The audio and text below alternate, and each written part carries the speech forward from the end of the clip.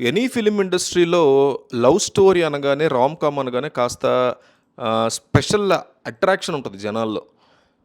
Old మెమోరీస్‌ని ఇలాంటివి సాగించేటువంటి కథలు ఆడియన్స్‌ని చాలా ఈజీగా ఆకట్టుకుంటాయి. ఈ మధ్య కాలంలో రిలీజ్ అయినటువంటి 'హృదయం మురళి' ఇలాంటి ఒక వైబ్‌తో కూడినటువంటి లవ్ స్టోరీగా, రామ్ కామ్‌గా ప్రేక్షకుల ముందుకొచ్చింది. తెలుగులో 'హృదయం మురళి' దీని పేరు. స్కూల్ డేస్, కాలేజ్ లైఫ్, 90స్ కిడ్స్ మెమరీస్, తర్వాత వచ్చిన కెరీర్ ఇవన్నీ కలిపి ప్రేమం టైప్‌లో దీన్ని ప్లాన్ చేశారు. సినిమా స్టార్టింగ్‌లో వచ్చేటువంటి స్కూల్ డేస్ సీన్‌లు అందరికీ కూడా తమ చిన్ననాటి రోజుల్ని నోస్టాల్జియాని క్రియేట్ చేస్తాయి. Especially first half an hour పాటు సాగేటువంటి ఎపిసోడ్‌లో పాత జ్ఞాపకాలు, చిన్నపిల్ల యొక్క అల్లరి ఇవన్నీ కూడా ప్రేక్షకుల్ని కథలోకి డీప్‌గా తీసుకెళ్లే ప్రయత్నం చేస్తాయి. అయితే ఈ నోస్టాల్జియా అంశం పెద్దగా కొత్తదనం ఏం కనిపించదు. ఆల్రెడీ మనం చూసిన నోస్టాల్జియానే. మనం గతంలో చాలా సినిమాల్లో చూసినటువంటి నోస్టాల్జియా టైప్‌లోనే ఈ సన్నివేశాలన్నీ సాగుతాయి, నోస్టాల్జియా సీన్స్. అయినా కానీ ప్రొడక్షన్ క్వాలిటీ బాగుంది. దానివల్ల విజువల్స్ చాలా ఎంగేజింగ్‌గానే అనిపిస్తాయి. దీనివల్ల ఇంతవరకు బానే ఉంది. ఫస్ట్ హాఫ్ ముగిసేసరికి హీరోయిన్ పాత్ర నుంచి వచ్చేటువంటి ఒక మంచి ట్విస్ట్ కథని చాలా ఇంట్రెస్టింగ్‌గా మార్చేస్తుంది. 'హృదయం మురళి' సినిమాలో హీరో యొక్క పాత్రని చాలా జాగ్రత్తగా, విభిన్నంగా డిజైన్ చేయడానికి ట్రై చేశారు. హీరో తన మనసులోని భావాల్ని ఏ అమ్మాయికి కూడా సరిగ్గా వ్యక్తపరచలేనటువంటి ఒక ఇంట్రోవర్ట్ అనమాట. సో, అంత ఇంట్రోవర్ట్ అయినటువంటి యువకుడి జీవితంలో జరిగిన ఒక ప్రేమ ప్రయాణమే ఈ సినిమా యొక్క బేసిక్ పాయింట్. ఫస్ట్ హాఫ్‌లో ఒక అమ్మాయిని ఇష్టపడి కూడా ఆ విషయాన్ని చెప్పలేక సతమతం అవుతూ ఉంటాడతను. ఆ తర్వాత కథ కాలేజ్ లైఫ్‌లోకి ఎంటర్ అయినప్పుడు కూడా అదే తరహా కథ రిపీటు అవుతూ ఉంటుంది. ఒక అమ్మాయిని చూసి ఇష్టపడడం, ఆమె వెంట పడడం, కానీ ప్రేమిస్తున్నాననేటువంటి విషయాన్ని బయట పెట్టలేకపోవడం వంటి సీన్‌లతో కథ నెమ్మదిగా ముందుకు సాగుతూ ఉంటుంది.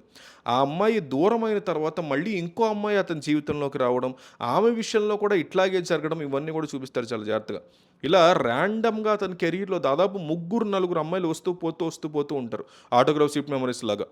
చివరికి ఒక అమ్మాయిని పెళ్లి చేసుకుందాం అనుకున్నా కూడా కొన్ని కారణాల వల్ల అది వర్కౌట్ అవుద్ది బేసిక్‌గా. ఇలా హీరో తన అభిప్రాయాలను ఎప్పటికప్పుడు మార్చుకుంటూ, నిర్ణయాలను క్షణాల్లో మార్చేసుకుంటూ ఎవరు పడితే వాళ్ళని ఈళ్ళు చాలులే, వీళ్ళు ఓకేలే నాకు అనుకుని ముందుకెళ్ళిపోవడం అనేది మెయిన్ డ్రాబ్యాక్ అనిపిస్తుంది నాకు మూవీలో. సినిమాలోని టెక్నికల్ ఇష్యూస్ కూడా కొన్ని ఉన్నాయి. అంటే విజువల్స్, ప్రొడక్షన్ బాగుంది, బ్రహ్మాండంగా ఉంది. అంటే గ్రాండియర్‌గా అనిపించింది విజువల్స్, ప్రొడక్షన్స్. ఎస్పెషల్లీ అమెరికా నేపథ్యంలో వచ్చేటువంటి దాదాపు ఒక 20 మినిట్స్ ఎపిసోడ్స్ ఉన్నాయి. అక్కడ వాటిని చాలా అందంగా క్యాప్చర్ చేశారు. తమన్ ఇచ్చినటువంటి బ్యాక్‌గ్రౌండ్ మ్యూజిక్ బ్రహ్మాండంగా ఉంది. అండ్ సాంగ్స్ కూడా 2 సాంగ్స్ చాలా బాగున్నాయి. అలాగే అంటే తమన్ లవ్ స్టోరీస్‌కి ఎంత మంచి బ్యాక్‌గ్రౌండ్ మ్యూజిక్ ఇస్తాడు అని ఇంకోసారి గుర్తు చేశాడు. కాస్టింగ్ బాగుంది. పెర్ఫార్మెన్స్ కూడా చాలా పర్ఫెక్ట్‌గా కుదిరాయి.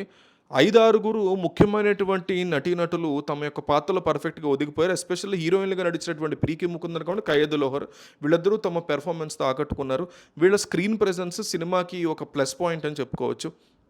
అక్కడక్కడ వచ్చేటువంటి కొన్ని కామెడీ సీన్స్, ఫ్రెండ్స్ గ్యాంగ్ మధ్య జరిగేటువంటి సంభాషణలు ఇవన్నీ కొంతవరకు నవ్విస్తాయి. ఇవన్నీ మంచి పాజిటివ్స్. సో, స్నేహితుల పాత్రలకు కూడా కథలో మంచి ఇంపార్టెన్స్ ఇచ్చారు. అక్కడ కనెక్ట్ అవుతారు జనాలు కొన్ని. అయితే ఈ ప్లస్ పాయింట్ అన్ని పక్కన పెట్టేస్తే సినిమా స్క్రీన్ ప్లేలో రకరకాల లోపాలున్నాయి. అంటే అతుకుల బొంతగా అనిపించింది స్క్రీన్ ప్లే. ఒక మంచి లవ్ స్టోరీకి ఉండాల్సినటువంటి ప్రధానమైనటువంటి లక్షణం ఏంటంటే ఎమోషన్. హీరో, హీరోయిన్ల మధ్య ఉండేటువంటి ఆ ప్రేమ భావన, కెమిస్ట్రీ, ఎమోషన్ ఇది ఈ ప్రేక్షకులు కనెక్ట్ అవ్వాలి. వాళ్ళిద్దరూ చివర్లో కలవాలనేటువంటి ఫీలింగ్ బలంగా అనిపించాలి మనకి. బేసిక్‌గా కూడా అనిపియదు. ఈ సినిమాలో లవ్ సీన్స్ రాసుకున్నటువంటి విధానం నాకు బిగ్గెస్ట్ కంప్లెయింట్. దానివల్ల ఎమోషన్ సరిగ్గా పండిన పరిస్థితి కనిపించలా. అంటే వీళ్ళు ఎంత బాగా చేసినా కూడా హీరోకి, హీరోయిన్‌కి మధ్య ఉండాల్సినటువంటి కెమిస్ట్రీ పెద్దగా వర్కౌట్ కాలేదు ఎక్కడ కూడా. దీనివల్ల రెండో భాగం మొత్తం కూడా సాగదీసినట్టుగా రొటీన్‌గా అనిపిస్తుందిది. ఒకే తరహా సన్నివేశాలు మళ్ళీ మళ్ళీ రిపీట్ అవ్వటం వల్ల సినిమా చూస్తున్నంత సేపు కూడా ఒక కన్‌ఫ్యూజను, బోర్ కొట్టేటువంటి ఫీలింగ్ ఇవన్నీ కూడా అనిపిచ్చాయి. సో, కేవలం లొకేషన్స్, పాటలు బావున్నంత మాత్రాన ఒక కనెక్టివిటీ ఉండదు, మనకి పూర్తిగా ఎంజాయ్ చేయలేము అనేది ఈ మూవీ ప్రూవ్ చేసింది. ఓటీటీ కోసం వెయిట్ చేసి వాచ్ చేయొచ్చు. థియేటర్‌కెళ్ళే మూవీ అయితే కాదు.